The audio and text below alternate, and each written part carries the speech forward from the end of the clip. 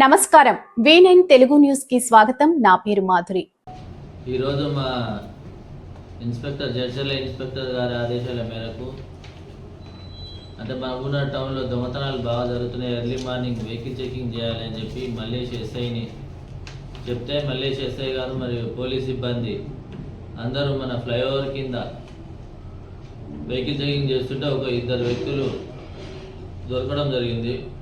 ఒకతని పేరు అబ్దుల్ మతీన్, ఇంకొకతని పేరు దేవరాజ్ శెట్టి శివకృష్ణ.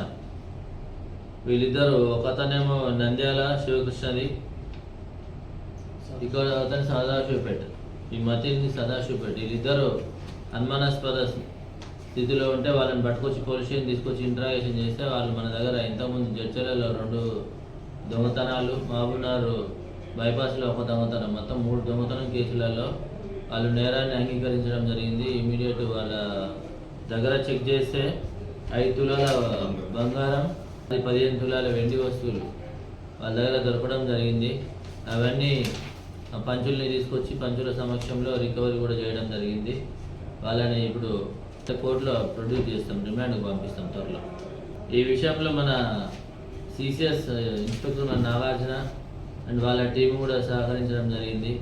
ఈ కేసులు ఛేదించిన మన local Mallesh SI, Kamalakar inspector, Nagarjuna inspector అందరినీ ఎస్పీ మేడం గారు అభినందించడం జరిగింది. దొంగతనం కేసులు అయితే లేవు. First time attempt murder and POCSO case, అమ్మాయిని సతాయించడం, ఆన్లైన్ బెట్టింగ్. వాడు మతీన్ అనేవాడు కొద్దిగా పాత నేరస్తుడే. ఆన్లైన్ బెట్టింగ్లకు అలవాటు పడి అప్పులు ఎక్కువైనాయని అప్పులు తీర్చడానికని ఈ దొంగతనాలు చేయడం స్టార్ట్ చేసింది.